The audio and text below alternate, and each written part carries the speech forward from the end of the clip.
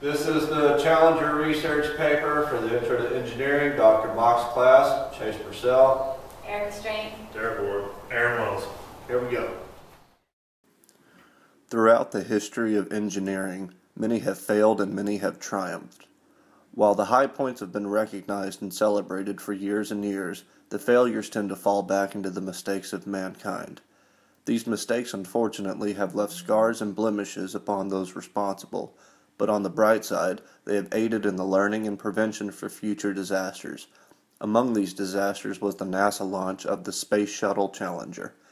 In January of 1986, millions were witness to the great failure of NASA by way of their favorite orbiting vessel exploding 73 seconds after liftoff. The cause of the explosion can be explained by understanding the background of this particular shuttle and the omens and warnings that came before the launch. After the disaster, President Reagan compiled a team to initiate an investigation that would lead to the Rogers Commission. This report would explain what had happened and led to the aftermath of what would eventually happen to NASA's space program. In June of 1972, NASA decided to head in a new, bolder direction. Despite the success of previous space voyagers, NASA was ready to push the limits of what they were capable of. The idea of a space station had been theorized, discussed, rumored, and predicted amongst most officials. However, before NASA decided to accept such a hefty task, they wanted to test what it would take to carry out the dream. On June 26, 1972, North American Rockwell had signed the offered contract to construct STA-099. The initial purpose of this vessel was to launch into high orbit along with the crew and test all necessary theories for the space station. During construction, though, it was becoming more and more apparent that this vessel was meant for more than just testing. Throughout its construction, calculations and tests had shown that this vessel was capable of far more than being a guinea pig. At this time, NASA had planned on using their first orbiter, Enterprise, for orbiting around the globe, but improved designs and number crunching led to the notion of simply converting STA-099 to OV-099. After North American Rockwell had finished with their part of the project, Challenger was sent to Lockheed for 11 months of vibration and thermal testing to simulate the journey from launch to landing. At NASA's Kennedy Space Center in July of 1982, the second orbiter in their lineup was debuted, bearing the name Challenger. Gene Ryba of NASA.com quotes, "Space Shuttle Orbiter Challenger was named after the British naval research vessel HMS Challenger that sailed the Atlantic and Pacific Oceans during the 1870s. Like its historic predecessors, Challenger and her crews made significant scientific contributions in the spirit of exploration. Challenger was the first space shuttle to come up with a heads-up display and Phase 1 main engines rated for 104% maximum thrust. Once the crew module was complete, NASA was ready to see their endeavor released into the cosmos. On April 4, 1983, at 1:30 Eastern Time, Challenger was launched on its maiden voyage into space. This mission was successful for two reasons. The first being that NASA's Tracking and Data Relay satellite was released into orbit without a hitch. The second success was on a grand scale. NASA would soon realize the full capabilities of the Challenger space shuttle and make it the workhorse of the next 3 years. Over those years, between 1983 and 1986, Challenger was geared, launched, and landed for 9 missions. Ironically, Challenger was used constantly despite the addition of newer orbital spacecrafts. Because of the popularity with this vessel, it set many milestones along NASA's history, including the first spacewalk and the first woman and pair of women launched into space. The harrowing journey of Challenger would come to a tragic end towards the beginning of 1986. For Challenger's 10th mission, dubbed STS-51L, the goals were to deploy the second in a series of tracking and data relay satellites, initiate the first flight of the shuttle-pointed tool for astronomy, to observe and track Halley's Comet, and to provide 2 lessons from space due to the Teacher in Space project. While the goals of this mission in this particular launch were optimistic, a few factors led to perceived omens amongst a few of those in mission control. The original plan was to launch Challenger on January 22, 1986 at 14:22 from the Kennedy Space Center, but there were delays from the previous mission, STS-61C, that led to the Challenger voyage being postponed. Then the launch was delayed until the 25th due to inclement weather. However, because of indecision with the transoceanic abort landing site, the launch was finally scheduled for the morning of January 27th at 9:37. As soon as the checklists were being completed, it became apparent that there was an issue with the exterior access hatch. While the hatch was being fixed, flight engineers were beginning to concern themselves with the weather prediction showing a minimum launch temperature of 31 degrees. What went wrong? Several engineers had advised against the launch, including Roger Boisjoli, because of the weakness that the O-rings on the solid rocket boosters might incur in cold weather. The argument was that there was insufficient data to support whether or not the O-rings would maintain their seal around the SRB joint in anything cooler than 53 degrees. In the early hours of the launch day, ice had started to develop all around the launch pad and shuttle. Many were concerned about the possibility of damaging the shuttle during takeoff. The Kennedy ice team was sent out to examine temperatures around the shuttle, and although initial reports stated that the temperatures were around 8 degrees Fahrenheit, further studies proved this to be an erroneous calculation. On top of these alarming signs, on the morning of the launch, the temperatures were around 28 degrees, the coldest in NASA's history. On the morning of January 28, 1986, Space Shuttle Challenger was approved for launch at 11:38. Hours prior to launch, an hour-long delay was given by Houston in order to give the ice team longer to melt the ice, while the extra sunlight would help to thaw the shuttle as well. At T0, Challenger took off from the Kennedy Space Center without a hitch. Transcripts between Mission Control and the shuttle dictate the relative ease of launch. However, at approximately 58 seconds after takeoff, plumes began to appear from the right SRB. This was gas that had begun to seep through a growing hole in the SRB. At T plus 60, it was becoming apparent that something was wrong, as shown in photos by flames beginning to emit from the shuttle. While this was happening, both Challenger and Houston were oblivious to any malfunctions. At T plus 68, Capcom informed the crew to throttle up, to which the last reply from Challenger would be, "Roger, throttle up." At T plus 73, a series of leaking gases and chain combustions eventually destroyed the shuttle mid-flight. The cause of this disaster would become the spotlight of much speculation. T-minus 15 seconds.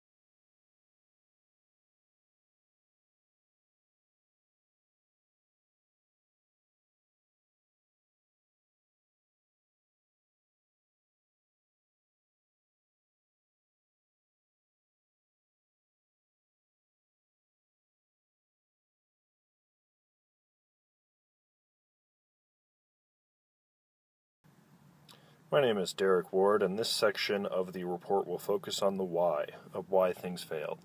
And when I say why, I don't mean specifically the failure mechanism. I'm looking more at the organizational and cultural factors that led to the mission failure. throughout the planning and execution of the mission, there were flaws in the decision-making process, including communication breakdowns and organizational pressures. All of these problems led to a situation in which failure was probably inevitable because safety concerns were not addressed appropriately, and NASA began treating spaceflight as something that was sort of routine when it was still very much experimental. The first area of concern was caused by organizational pressure. NASA has been known throughout their history for sort of a can-do attitude, which is to say that they're always focused on get it done, get it done, get it done, get it done, which is great.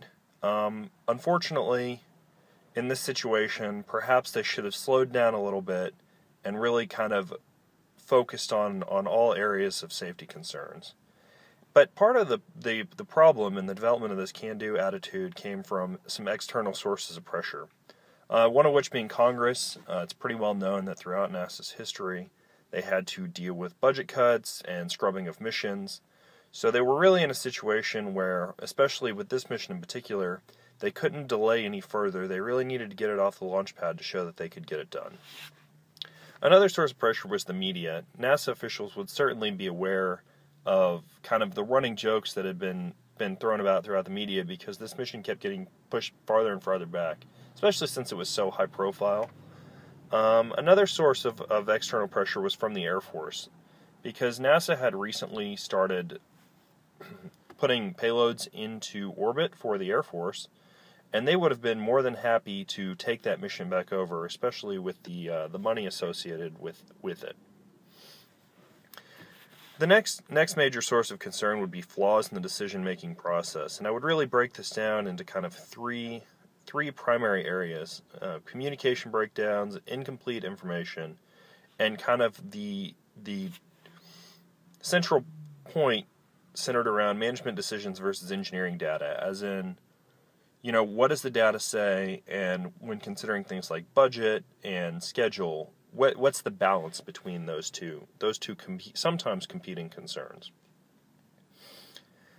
And to kind of describe how things should have gone, I'm going to look at this chart for readiness reviews. Basically what it is it's a step-by-step process by which they will sign off on the shuttle being ready for flight.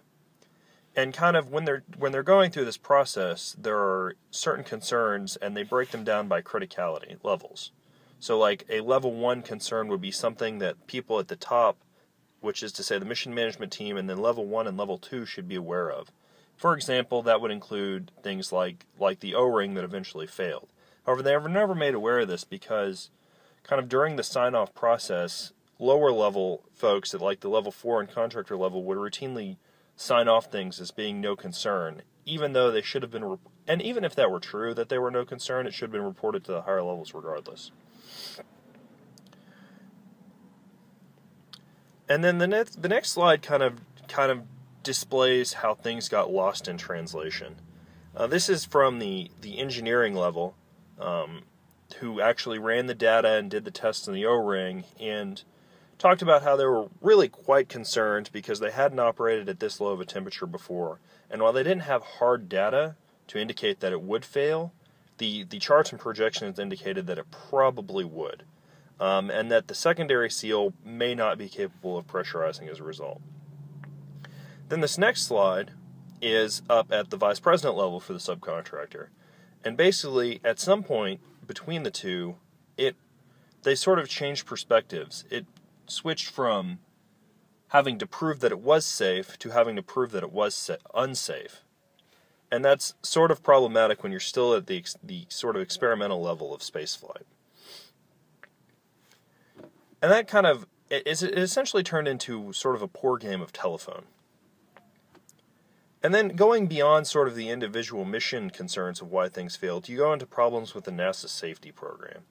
And as Congress was doing the review, they started going through and they noticed that there was no one office who was in charge of, monitoring safety. So there was no checks and balances within NASA. They also noticed a sort of systemic lack of correction of errors. So there were a number of problems that were sort of habitually showing up that weren't corrected. They were just sort of waived or signed off on for really no reason. And then furthermore, as they were going through, they noticed that there wasn't one person who was responsible for safety during the launch itself. So as they were interviewing all of the actors, they never spoke to somebody who was in charge of just safety. And considering the number of things that can go wrong with spaceflight, that seems a little bit ridiculous. So kind of in closing, I'd like to focus on perhaps some of the things that they could have done to help prevent the launch from sort of cultural and systemic issues. I think first and foremost, they need an independent safety program to sort of check and kind of audit the processes and make sure that they're actually following their own documented processes. I think the other thing that maybe would be helpful is some of the Japanese car manufacturers use a program where an employee at any level can basically, hit the red stop button, so to speak. If they see something that's unsafe, they can stop the whole process, and everyone at every level will come in and look at the problem before they continue. And I think that would be kind of the perfect solution in this case, because the engineer at the subcontractor level could sort of hit the red stop button, and everyone at the higher levels that should have had the information about potential for O-ring failure could come down and see what data they're looking at, and at least everyone would be informed. That doesn't necessarily determine how the higher level management would decide to make the decision to go, but at least they would have the information. And that's sort of the why, the cultural and systemic issues that led to failure on this particular mission, in my opinion. After the smoke cleared and the devastation was felt in the hearts of all Americans, President Ronald Reagan put together a commission to investigate the findings of the Challenger shuttle mission accident. This commission was called the Rogers Presidential Commission. The commission was comprised of 20 members, and their main goal was to review circumstances surrounding the accident to establish the probable cause or causes of the accident, to develop recommendations or corrective actions based on the Commission's findings and determinations, and the Commission shall submit its final report to the President and the Administrator of the National Aeronautics and Space Administration within 120 days of the date of this order. They are to serve on the Commission without compensation to their work on the Commission, and they also must submit their findings within 60 days after the final report. The Commission was separated into 4 different divisions. The first division was the Development and Production, chaired by Joseph Sutter. This division was responsible for investigating the acquisition, test, and evaluation process for the Space Shuttle element, with their main focus on investigating the shuttle's contractors, i.e. Thiokol, the manufacturer of the suspect O-ring. The second was the Pre-Launch Activities Committee, chaired by David Aikson, responsible for assessing the shuttle system processing, launch readiness process, and pre-launch security. They centered their investigation at Kennedy and investigated how shuttle elements are assembled and all final launch precautions are completed. The third is the Missions Planning and Operations, chaired by Sally Ride, responsible for investigating missions planning and operations, schedule pressures, and crew safety areas. They met with NASA counterparts and identified various aspects of the launch process, not only for the purpose of the Challenger accident, but to also increase safety margins in the future. The fourth was Accident Analysis, chaired by Major General Donald Kucha. This division, charged with analyzing the accident data and developing both an anomaly tree and accident scenarios. They reviewed and oversaw photographic telemetric evidence conducted by NASA and Thiokol engineers. An extensive effort was needed to establish design, manufacturing, and processing baseline configured of the shuttle STS-51 TAC-L. After the committee convened, there were more than 160 individuals that were interviewed, 45 formal panel investigative sessions, over 12,000 pages of transcripts, and almost 6,300 documents totaling more than 122,000 pages. Hundreds of photographs were examined and made a part of the Commission's permanent database and archives. These sessions and all data gathered added to 2,800 pages of hearing transcripts generated by the Commission in both closed and open sessions. Among those of the commissions were the chairman, William Rogers, former Secretary of State under President Richard Nixon and Attorney General under President Dwight Eisenhower. Vice chairman was Neil Armstrong, former astronaut and commander of the 1969 Apollo 11 mission, and also the first man to walk on the moon. Robert W. Rummel, space expert and aerospace engineer and former vice president of Trans World Airlines, as well as Joseph Sutter, aeronautical engineer and executive vice president of the Boeing Commercial Airplane Company. On June 6, 1986, the committee wrote a letter to President Ronald Reagan stating that the Commission did not construe its mandate to require a detailed evaluation of the entire shuttle system. It fully recognizes that the risk associated with spaceflight cannot be totally eliminated. It's the nation's task now to move ahead and return to safe spaceflight and to its recognized position of leadership in space. There could be no more fitting tribute to the Challenger crew than to do so. Signed, William P. Rogers, Chairman of the Rogers Commission. What could have been done to prevent this accident? If you click the link below labeled Swiss cheese, you will see the Swiss cheese theory, which is a standard in aviation for accident analysis. This video explains how accidents become major disasters. To talk about ethics, you have to understand what it is. Ethics is a philosophy on moral judgment. It deals with choices made in the interactions between a particular person, religion, or profession. It differs from engineering ethics. In engineering ethics, it's the engineer's responsibility to uphold the engineering reputation, to ensure the safety of his clients, society, and staff, and to not refrain from speaking up when they notice an issue, no matter how embarrassing the mistake is. No matter what, engineers must follow a set of moral codes set up by engineering licensing organizations and individual states so that they never harm the profession as a whole. So basically, what's the difference? The difference is that engineering ethics is the same as ethics, except more specific to the choices an engineer has to make in their field. Engineering projects, whether the projects are a success or a failure, are very far-reaching. According to the Accreditation Board for Engineering and Technology, or ABET, they recommend a hard line on gratuities. Engineers shall not solicit nor accept gratuities directly or indirectly from contractors, their agents, or other parties dealing with their clients or employers in connection with work for which they are responsible. The reason that ABET sets these guidelines is because there could be certain damages from accepting these gifts. A company could lose face and possibly business. Previous co-workers could be scrutinized, and the engineering field as a whole would be damaged because people would think that every engineer is just the same, with the only exception of not getting caught. To use an example, we can look at the Pinto. It was determined that Ford engineers knew about the problems of the Pinto's engine exploding when hit from the rear, but yet management, based on a time crunch and limited funds, disregard the engineers' concerns and constrained the engineers to that single design. That example can be linked with the Challenger dilemma. In the Challenger, there was miscommunication between engineers and their managers, and there were problems with not having enough time to compile all the data needed in order to convince everyone of the problems during the teleconference. Managers were too concerned with outside pressures.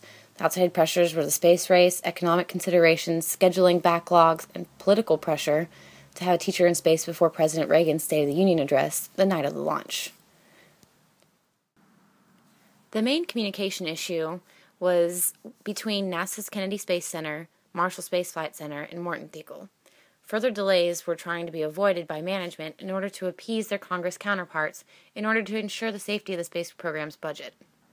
The timeline that I've included gives a basic background of the issues that were going on. With the timeline, it's clear that steps were being taken, just as in any engineering design, to fix the problem with the O-rings.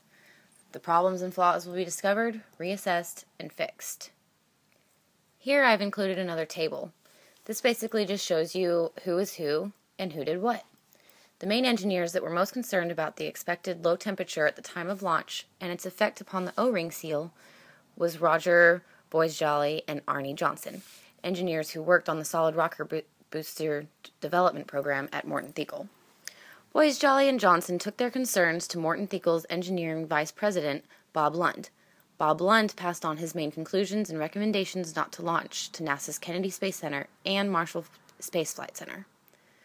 Larry Mulloy, the solid rocket booster project manager at Marshall Space Flight Center, disagreed with Bob Lund's recommendations and challenged Morton Thiel's engineers' logic by stating that the data was inconclusive. Mulloy finally bypassed Lund and asked the engineering manager on the solid rocket booster development program, Joe Kilminster, for his opinion. Kilminster was in a management position, but he did have an extensive background as an engineer.